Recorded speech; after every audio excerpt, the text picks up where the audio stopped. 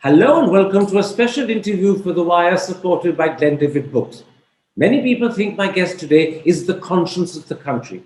But if you think that's a bit exaggerated, then let's call him the voice of our conscience.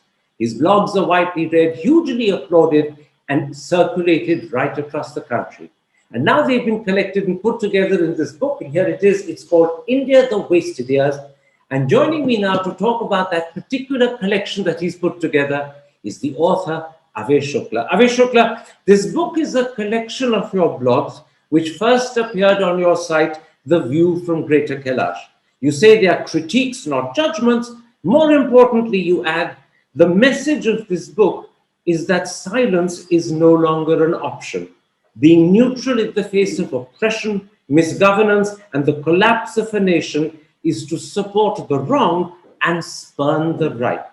That, you add, is not neutrality, but complicity. So clearly, your blogs are written in criticism and in opposition. But the critical question is, of what?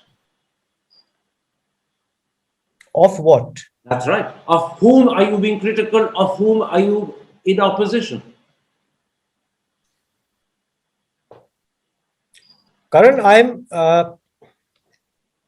I'm being critical primarily of the government at the center, but it's not confined to that. I'm also being critical of my own colleagues, my own service, people who have retired and are still serving. I'm being critical of the senior veterans in the defense forces who don't speak out. I'm critical of the media.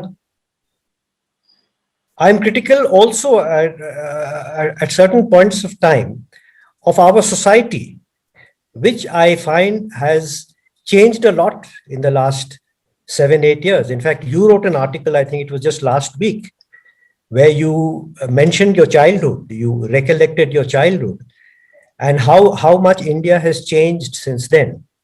And that this is not the kind of India or the kind of society where you would like to grow up in again. So I think that puts it in context. It's a very wide canvas, and the criticism is generally of what is happening in this country, and all of us, in some measure or the other, are contributing to it. Let's then talk about some of the people, some of the institutions that you are critical of, and let's start with Narendra Modi, because in the first instance, your collection of blogs are clearly critical of him. You write, Modi's destruction of India can be divided into three broad phases: demonetization, 2019, and COVID-19. Why do you call it destruction of India?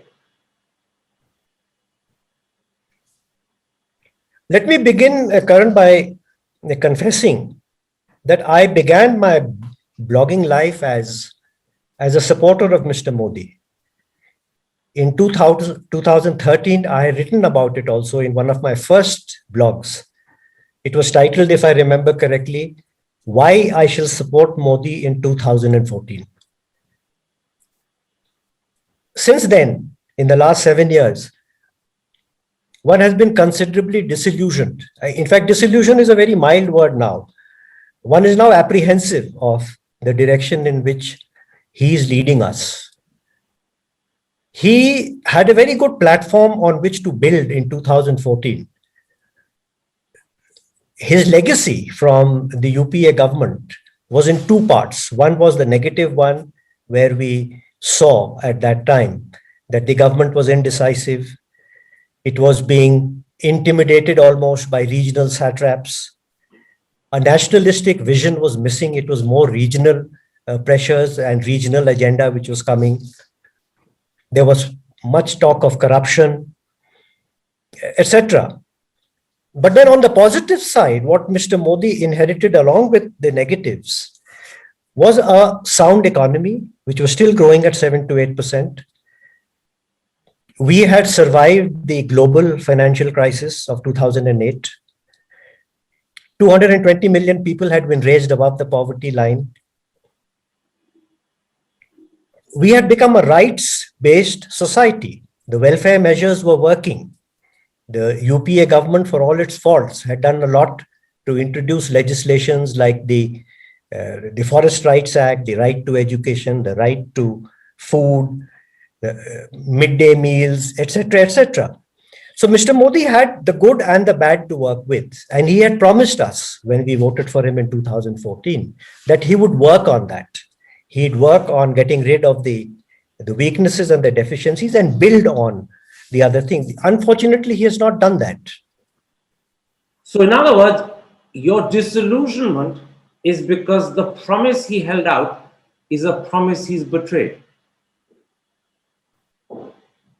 Yes, that's a major part of the disillusionment.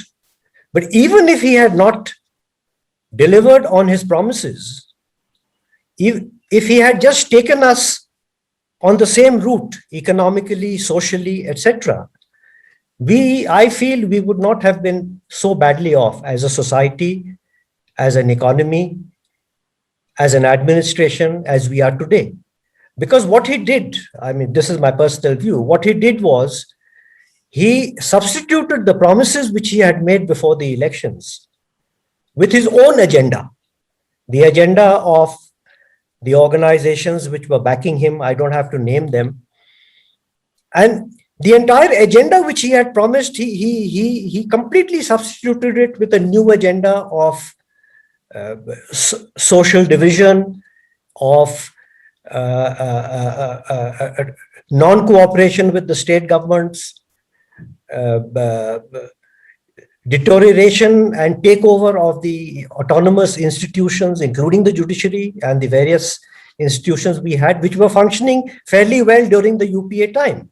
So what you're saying is he conned people, particularly, to take yourself as an example, he conned you with promising he would do certain things which he didn't do, and he replaced them with an agenda that you hadn't voted for. You were therefore fooled by his rhetoric, fooled by his presentation of himself, and the betrayal is therefore underlined by a sense of being fooled by him, being tricked and trapped. Absolutely. In one of my blogs, I have termed him as the Pied Piper. You know, that's exactly what he did.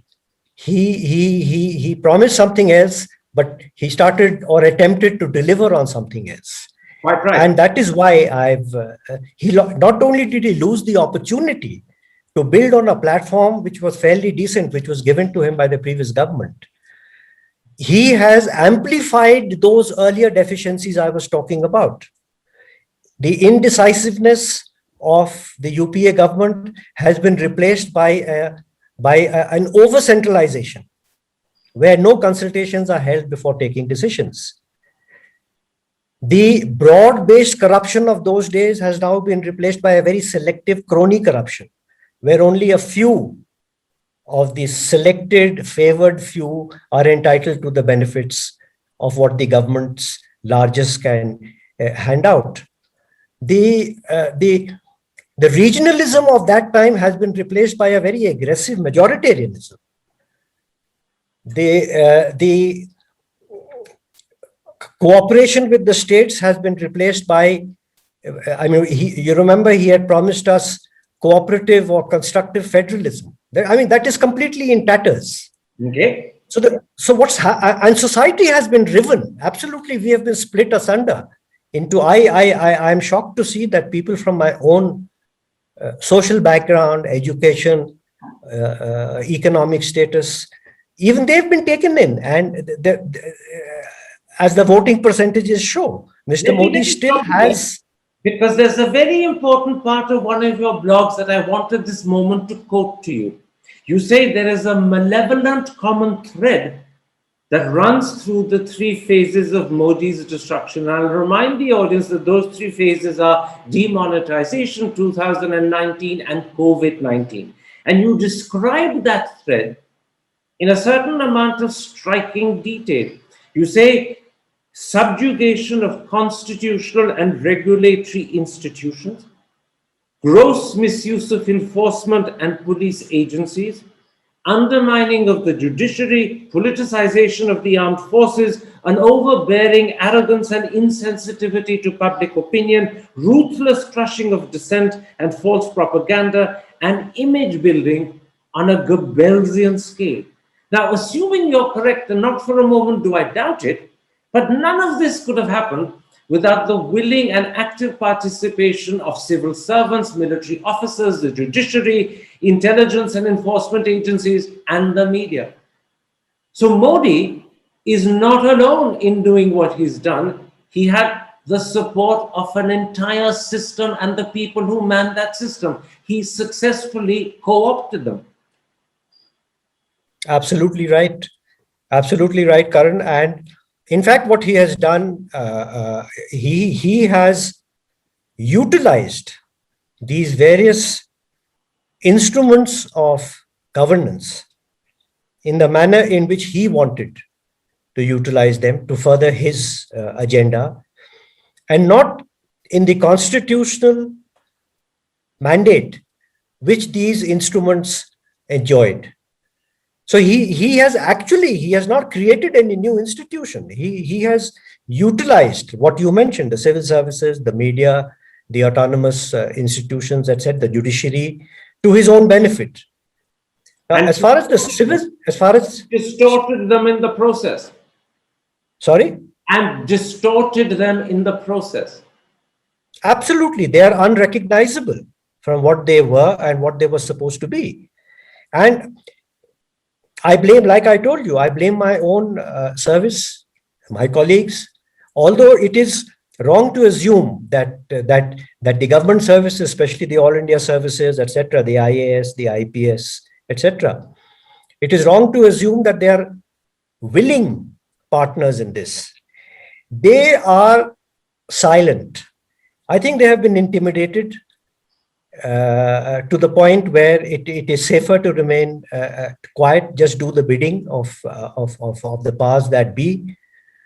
I have a theory about the IAS, in a light-hearted way. The human body, the human spine has 33 vertebrae. My theory is that we lose one vertebrae with every year of service. And the more senior we get, the more pliable we get. And by the time we reach the top, there's practically no spine left. Not because we are collusive, but because we don't stand up. We don't stand up, we don't speak out. And that has allowed Mr. Modi to do what he has done, to distort the systems where now a lot of them appear to be part of the party rather than part of the government. Let me ask you this. Mr. Modi is one of many prime ministers that we've had in the last 71 years since independence, but he's now becoming one of the longest serving. How would you compare him, not with all of those, but with Indira Gandhi, who also did great damage during the emergency to things that we honor and cherish? Constitutional guarantees of freedom, the right of the opposition, the right to protest, even habeas corpus under the way the Supreme Court behaved. How do you compare Modi to Indira Gandhi? Many people often try and make that comparison and still suggest she was worse, she did worse damage. But she also corrected herself in 77. How then would you compare the two?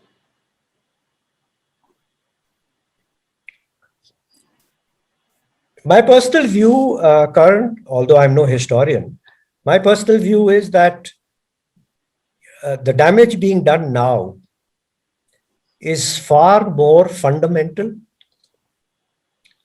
It is going to be longer lasting. It is going to be almost irreparable. We will another few years of this, and we will not be able to retrieve the damage done to the country. Don't forget that she at least had the courage to declare an emergency. She did it under the Constitution. Of course, she had a pliable precedent to rubber stamp it, but it was a declared emergency. And she, for whatever reasons, she decided to bail out after 2 years and lost. So the damage was restricted to 2 years. what's happening now is it's been 7 years, might be another 2.5 years is certainly on, and maybe another 5 years. I think that's a period.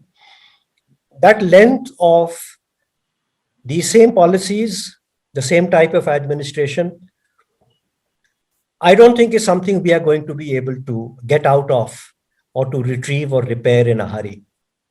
In other words, Modi's is an undeclared emergency and more insidious. Indira's was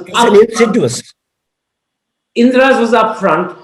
This is creeping under the system and eating it from inside and making it hollow. Is that what you're suggesting? Absolutely. Absolutely. It's a very insidious, creeping kind of poison that is seeping into the system. And another major difference I would like to point out.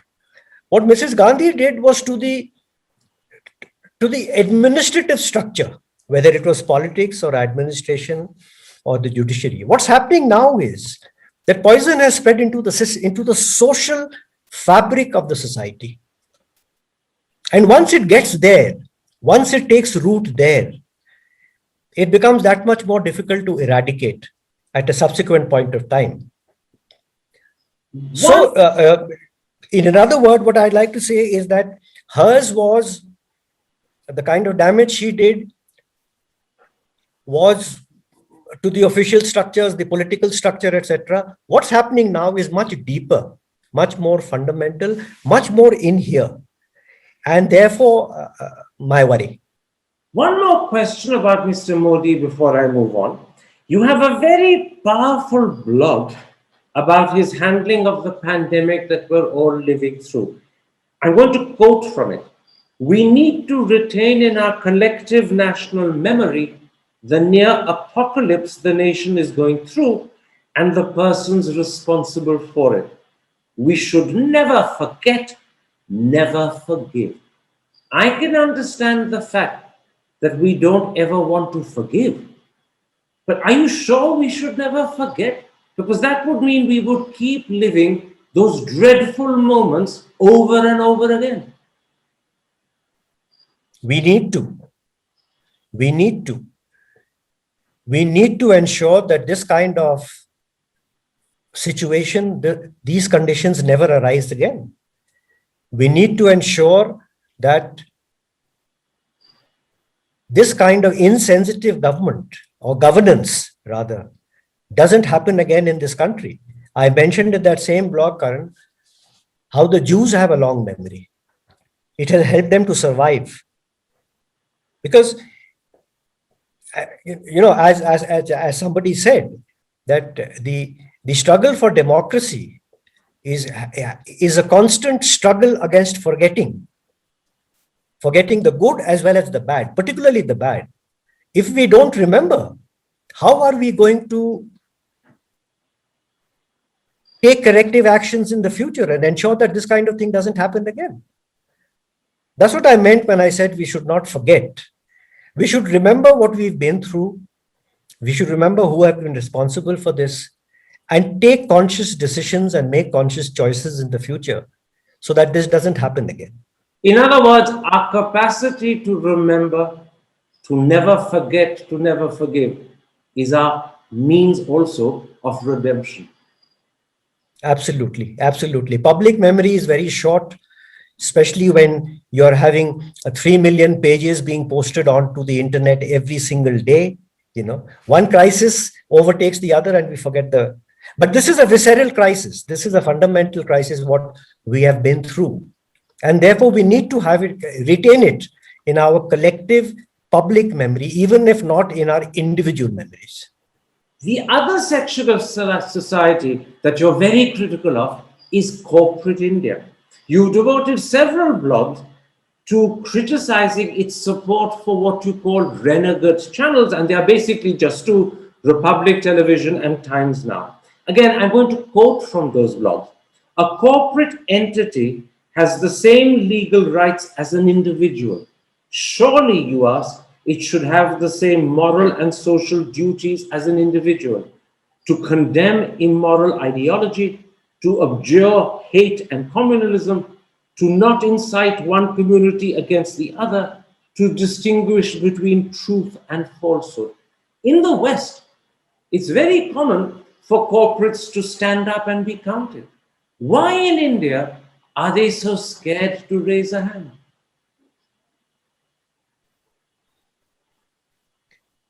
Two reasons, I think, Karan. One is the general fear of the intimidation. It happens every day over here. The use of the government's sovereign powers and regulatory agencies to crack down on the corporates. There are no built-in checks to prevent that, as in more advanced and developed countries. That's one, fear.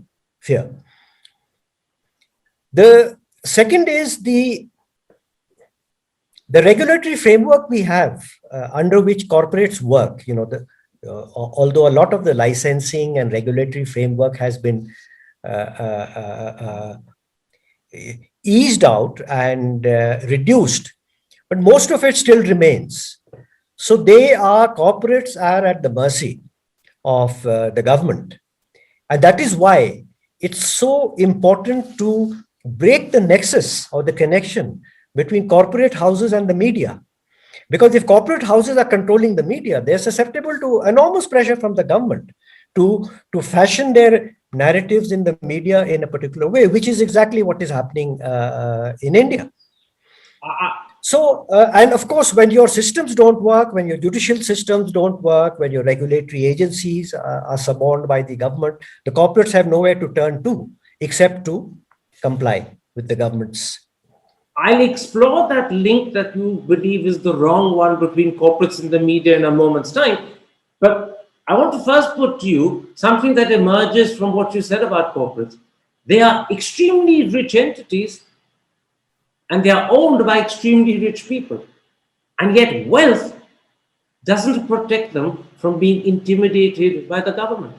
Government regulation or the threat of reprisal means that even the richest, economically the most powerful, wilt in the face of one man's tyranny. That's true. You remember how a particular company, a big corporate, was persuaded, within brackets, to hand over the Bombay airport, the management of the Bombay airport, to another company. Even though it had complete rights to running that airport. So it's a fact of life. It's a fact of life here, but that does not excuse their spinelessness. Not all corporates are intimidated to the. You have Mr. Bajaj, for example, who came out famously with that statement that he would not like his daughter to grow up in this kind of an intimidatory atmosphere. And then he pulled out certain ads from certain channels. Absolutely. A couple of other corporates also followed them. Let me interrupt and say, you're talking of Rajiv Bajaj, who runs Bajaj Auto, and another company who behaved very similarly with the same commitment to principle was Parle. Both of them decided that they were not going to support with their money and their advertisements channels that they believed were not just reprehensible, but also dividing the country. And you make a very important point about that. And that's the next thing I want to take up with you. You say not only should Republic and Times Now as channels be boycotted, but you go one step further. You say pressure and the boycott should extend also to those members of India Inc. who continue to support these channels with their advertisements. Your book lists names of the companies that are advertising on Republic TV, that are advertising on Times Now. I won't embarrass you by repeating those companies' names, but you're saying something that if these corporates believe that it is in their right to promote, support, and nurture channels that divide our country, then let us also put pressure and boycott those corporates, because those corporates are financing what eventually becomes the division and destruction of our country. Absolutely. It's a vicious cycle. The corporates fund these channels. These channels look for TRPs. Unfortunately, our social mentality and mindset is such that we go in for sensationalism, abuse, WWE type of panel discussions every night, which leads to higher TRPs. Higher TRPs then persuade the corporates to put in more money into these channels. And this is how this vicious cycle continues. But it has to be broken. The government won't break it because it suits the government. The corporates won't break the cycle because it suits them. They're making money. It has to be us, you and me, like they do in the West. It's civil society has to be aware and has to stand up and speak out at certain points. You know, You believe we you will? remember the. Can I interrupt? Do you believe civil society will? Because the truth is, the TRPs of channels like Republic Now and Times Now are growing. People spend a lot of time, even in the social circles you and I mix in, criticizing these channels. And yet, when they go home, they make a point of watching them. So I ask you that question again. Do you really think civil society will make that move? I don't really have an answer to that, Karan. They may, they might not, but we have to keep hammering away at it. We have to keep making this point that which is what I mentioned in the beginning, that I also blame society. We are not responsible enough. We take the easy way out. And therefore they can do it abroad. You remember Brightheart, that channel, the purveyor of hate of Mr. Trump. More than 1,200 companies have pulled out ads from Brightheart because of pressure from civil society. Absolutely. So we have to wake up. We have to wake up, and this connects with another point I have, that retired bureaucrats, retired defense services people, etc. We don't speak out enough. We don't speak out enough to the conscience of society. Okay. There are two people in your blogs who are considered icons almost in India that you are surprisingly very critical of. Let me bring them up one by one. The first is Ratan Tata. You say of him, notwithstanding his tall claims to philanthropy, Ratan Tata always knows which side of his bread to butter, and this is usually the winning side. That is not how Indian people think of Ratan Tata. Why do you have such a poor impression of him?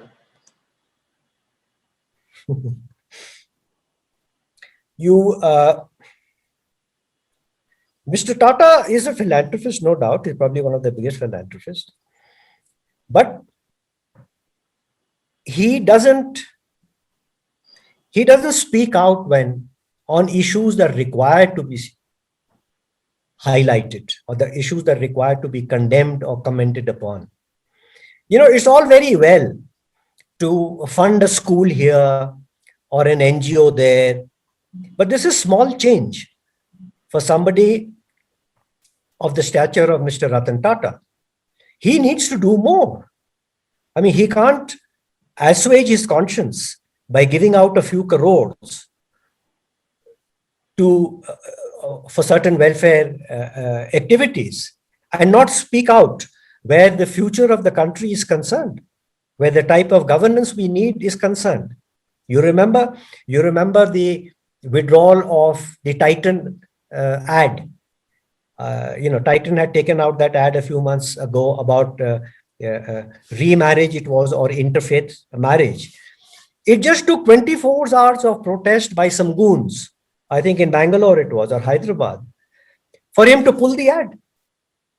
Now, I mean, that doesn't impress me at all. I think, just to correct the record, that protest first happened in Ahmedabad. I may be mistaken, but I don't think I am. But you're right. It was withdrawn very quickly, and it was said that it was being withdrawn to protect the security of Titan staff, which may or may not be the truth. But instead of standing up for an ad that most people thought was touching and beautifully made, Titan capsized. Let me come to the second major celebrity that you're critical of. This time, it's a cinematic hero, perhaps the greatest of them all, Amitabh Bachchan. This is what you write of Amitabh Bachchan. Amitabh Bachchan has too many bones in his mouth to be able to bark. What are you exactly suggesting? That he's let down the country or that he's let himself down? He's not let himself down. I mean, he's doing pretty well, I should say, financially, from the various endorsements, etc., which he does. He's also a great, the face of a lot of government ads on which is good. I mean, on wildlife, on conservation, on things like water supply, Swachh Bharat, and all that. That's fine. But he's an icon. He is a role model. He's acquired that stature because the public look up to him. But he has a duty to that public also, which, what I mentioned earlier about corporates also having duty. So similarly, he cannot just ride the gravy train, make money out of it, and ignore the other issues. I mean, once in a while, you'd expect him to come out with a tepid, bland statement, at least, if you don't want to go the whole hog and condemn the government. So at the end of the day, he's letting himself down also. He's letting down his stature. And so one is disappointed, extremely disappointed, because you expect such people to once in a while make a mild anodyne kind of statement also, if you will, but do show that you are concerned with some of the visceral issues of this country also, and not just making money. Can I put it like this? Your criticism, it seems, of both Ratan Tata and Amitabh Bachchan is very similar on important issues where they have the capacity, the stature, and the economic standing to protect them. They still fail to speak out. That's fair, isn't it? They're scared to speak out. They haven't got the guts, presumably. Or perhaps they have something that worries them that would make them vulnerable to the government. Either there's a weakness in a closet they're hiding which would make them vulnerable to the government, so silence is protection, or they lack the guts, the moral commitment to speak out. But one or two applies to both, doesn't it? Yes. Probably all the things you mentioned, probably all of them, is what holds these people back. But then, how do you differentiate the men from the boys? I mean, everybody has these fears. We all do. I mean, you dig deep enough into anybody's life, the most ordinary citizen's life, and you'll find something with which to, if not crucify him, at least make life difficult. I don't see what kind of financial fears Mr. Amitabh Bachchan could be having. He's okay. At the end of the day, I think it's just greed. It's just greed, which makes them. Did you say greed? Greed. They want greed for more influence. They want more from the gravy train. Absolutely. But these people are influencers. You have a duty. I mean, it's not just a voluntary thing. You have a duty. Otherwise, you step down. In contrast to the Ratan Tatas and Amitabh Bachchans is the future, the light down the road that you saw when young people in their hundreds, thousands, came out on the streets of India to protest at the time of the Citizenship Amendment Act, at the time of the National Register of Citizens protest. This is what you wrote of those protests. These are miracles which will make this country a much better democracy. You said, for the very first time in our 71-year history, the concept of secularism has come out of rarefied and elite portals. It now mingles joyously with ordinary citizens in the streets, parks, and universities of India. Explain that a bit more fully.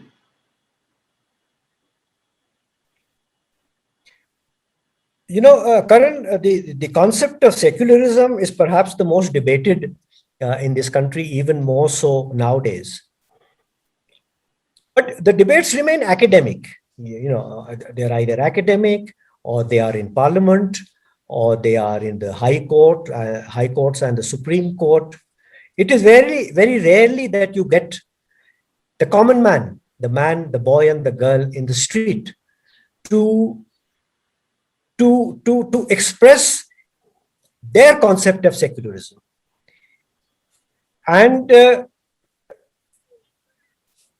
some of these protests, especially the CAA and the NRC protests, showed us in no ambiguous terms at all how strong the roots of secularism are in this country. And because these protests were tried to be branded as being supported or in favor of a particular community. So they came out of their hijabs and burqas and everything. And you remember that famous case where that young student from JNU, a Hindu girl, spoke out against the CAA, and she said, "I'm a Hindu, but I oppose this particular bill." There was a recent Pew Research survey, just a couple of weeks back, which said that 84% of their respondents in India, and they had interviewed more than 42,000 people, 84% of the respondents from all communities were in favor of secularism and for having the faiths together, for tolerance. So it was an occasion when the people spoke as against the rulers and the judges and the parliamentarians, and they spoke very loudly. And that gives me a lot of hope, that because it was primarily the youngsters, who are going to be the future of this country, who were making this particular point. It was very exhilarating for me. But there was one other community that at that time won your applause. And when I say won your applause, that's a euphemism. When I read your blog, you were almost bowled over by them. And I'm talking about the Muslim women of India. A moment ago, you referred to them when you said they came out of their hijabs. This is what you write. They have sprung the biggest surprise. Theirs is the real secular pushback against both Hindu fundamentalists and these obscurantist ulema. But I want to put you, this is not so much a miracle as a reflection of the fact that the rest of us didn't know them, didn't understand them, and made no effort to get to know them, which is why we were surprised. But they were always strong, determined, loving, caring, and committed. It's just that our eyes were not seeing, or maybe worse, they were closed. True, absolutely. But I called it a miracle, Karan, because it required a lot of courage for these women who have been brainwashed, traditionally told that this is your role. You don't come out onto the streets. You stay at home, and you do whatever has to be done at home for a hasif. But these women came out. So it was a rebellion, not only against the CAA, but a rebellion against their own religion or certain traditional rites of passage of that particular religion. And so that's what makes it even more secular. That's what makes it even more secular. It's not just the CAA, it's their own traditions and past, which they have come out of. And hopefully, having tasted that kind of freedom in Shaheen Bagh and other places, they will not be the same again. We've come right to the end of this interview, but there's one last question I have to put to you. Right at the end of your book, you quote from William Shirer's famous book, The Rise and Fall of the Third Reich. I'm going to read that quotation out, and then I want to ask you whether there's really a hidden meaning in that quotation that applies to us in India as well. This is the quotation. The cardinal error of the Germans who opposed Nazism was their failure to unite against it. At the crest of their popular strength in July 1932, the National Socialists had attained but 37% of the vote. 63% of the German people who expressed their opposition were much too divided and short-sighted to combine against a common danger, which they must have known would overwhelm them unless they united. And yet they failed to unite. Now, those percentages are uncannily similar to the percentages that brought Mr. Modi to power in 2014. Hence, my question, is there a lesson here for the Indian people? Oh, yes. Oh, yes. The similarities between the two, the Third Reich and this period of India is unhappily passing through. The similarities are only growing. And these may be coincidences, but they also, I mean, the voting percentages, etc. These may be coincidences, but they also indicate that other countries have gone on this path with disastrous results.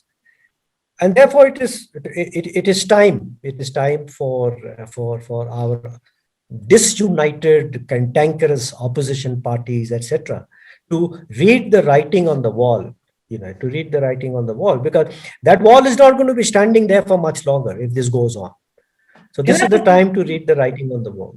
Can I put this to you? I'm going to quote how you began that answer. The similarities between the Third Reich and the India of today are only growing.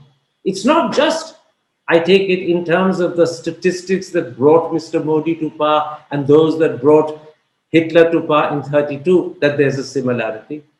That similarity stretches into many other areas, doesn't it? Treatment of minorities, treatment of dissent, treatment of the opposition, the attitude to running the country, the cult of personality around the leader, the Führer, or Pradhan Sevak, as he likes to call himself.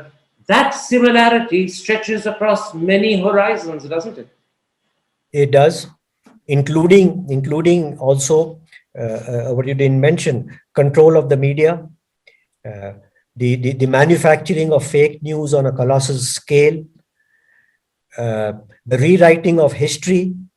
These are a tremendous similarity. And also another very important similarity is that the overwhelming support of the people, of the citizens of the country for this kind of a ruler. That is a frightening similarity. That is a frightening similarity. Is a similarity that should worry you particularly. Hitler had the support of the German people in 32 when he came to power, and let's be honest, he retained it right up to the last year or so when he had to commit suicide. Mr. Modi... And even today, if you look at the neo-Nazis. Absolutely, but similarly, Mr. Modi today has the enormous support of the Indian people, despite demonetization, despite COVID-19, despite 2019, he still has that support. For many, he is beloved, just as Hitler was beloved in the 30s. That's the problem for you, isn't it? It should be a problem for all of us, Karan. Okay. It should be a problem for all of us. That is very pithily put. I thank you, Avi Shukla, for joining me, for making time for this interview, and for expanding on your thoughts. Take care. Thank you, Karan. It was a pleasure to have been here with you. Thank you very much. Take care. Stay safe. Bye-bye.